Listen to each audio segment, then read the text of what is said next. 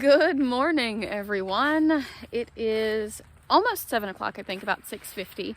I have been up since 5 o'clock, but I'm just now going out to let out the ducks and the chickens and get them their food. Yes, good morning. Beep, beep, beep, beep. Oh my goodness. Yes, good morning, everyone. It is early and y'all are squeaky.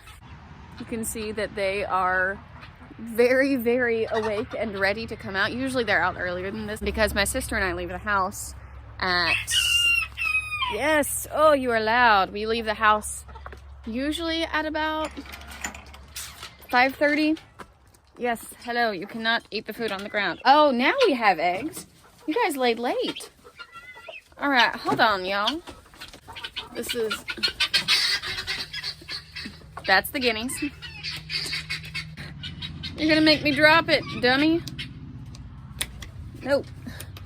No, there you go. There it is. Woo!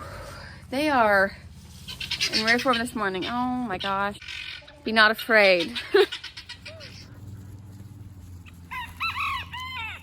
Yes, good morning.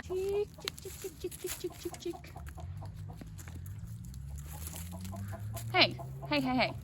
Back off.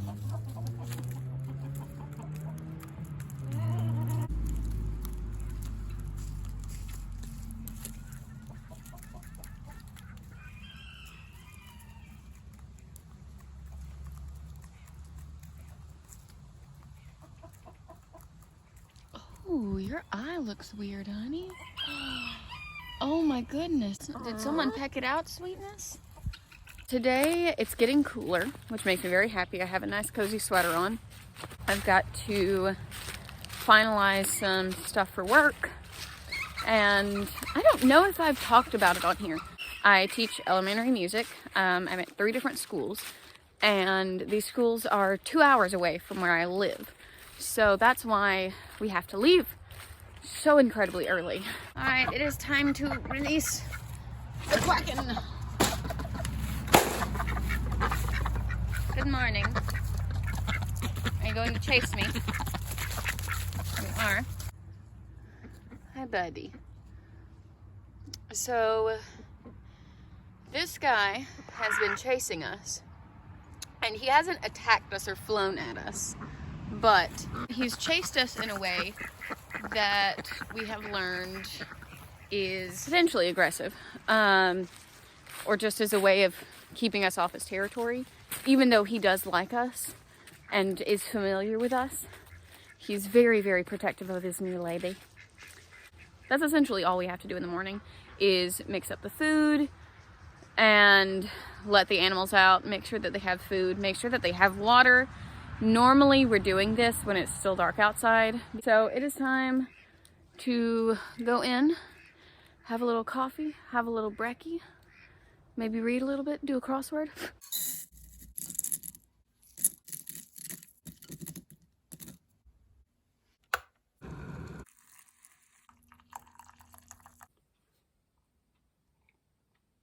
I have a new role model that I'd like to share with you.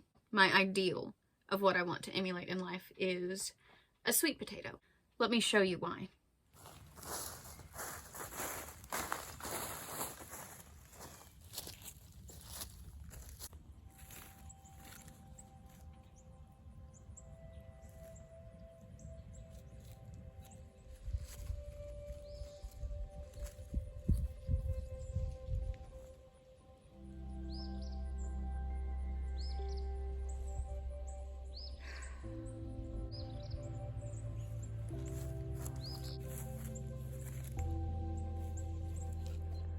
Here's one little remnant of a sweet potato plant. Get out of the way, grass. Our sweet potatoes have been through a lot. I mean, haven't we all?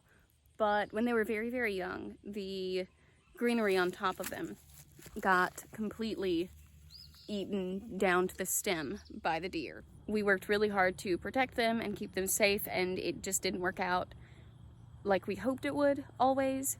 The deer were such pests this year. We could not keep them out of the garden. It was nigh impossible. We sprayed the organic Repel All to keep around the perimeter, which is full of a bunch of stuff that smells really, really bad to them. Also smells bad to people, but not quite as bad. I guess it's not as potent because our little sniffers aren't as receptive.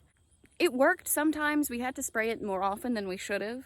We eventually, at the end of the summer, invested in motion-activated noisemakers, essentially, that make it a little difficult to garden. Some of them have remotes, the other ones don't, and they're very loud and hurt my ears. So when I come to the garden, they're not on this side, which is why I'm fine. They're on the other side of the garden. And that is why whenever I come to the garden, I have to walk up really quickly holding my ears because it hurts. It's painful. It's very loud. But it has worked so far in keeping the deer away. The row that would have been about right here in between our sweet potato and squash plant row and our pea row, which would have been over there, was so grown up with weeds that we could hardly see through it or see around it. You can see some of them coming back. It had the morning glories and the Jimson weed, and we were going to plow through it just to get them out of the way and to deal with them in a way that would be easier to manage rather than going through and hoeing all of them out. Our sweet potato row and the squash row also accidentally got plowed through. All of our sweet potatoes, the butternut squash, the zucchini squash, the other kinds of things that we had here got demolished. And I remember coming out to the garden, absolutely sobbing, getting down on my hands and knees, digging through the dirt to find any salvageable parts of potato that I can. Most of them looked like this, with parts of them chopped off, little sprouts. And you can see how this one, even on the side, even though that was torn apart, still sprouted and grew. There's still even a little green leaf there, but it just wasn't enough to actually grow any potatoes, which is, you know, it happens. I mean, it it really doesn't. Let's look for some more potato stems. Okay. Oh, there is one right next to that gigantic anthill. Oh my goodness.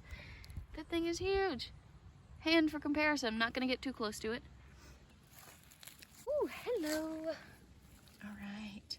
See this little guy right here. Doing his best. Really trying. I doubt there are any potatoes under there. Oh, hello, spider. Where'd spider go? I doubt there are any sweet potatoes down there. We found some. There's another plant over here. Another couple of plants here. Yeah, there they are. In the places we've dug already, we found some tiny little round ones that are about the size of the grape tomatoes, and some little short and skinny ones. But, sorry, there's a bug. Go away, bug. Go away. I'm a little sad by what I found today. It was what I expected. Mainly just remnants of sweet potatoes that got chopped up. They still grew stuff, though. They still managed to grow things. And I am very, very proud of them for that. They're doing their best. You're doing your best. Oh, that's a worm. Let's go back to the house.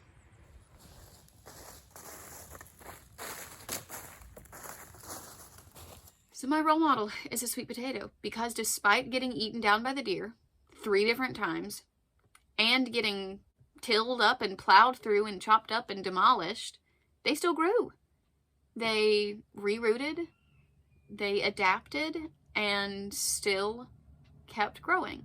And that is what I aspire to do. No matter what gets thrown my way, no matter what happens, to find a way to reroot and still keep growing. I guess I'm just gonna live that sweet potato life.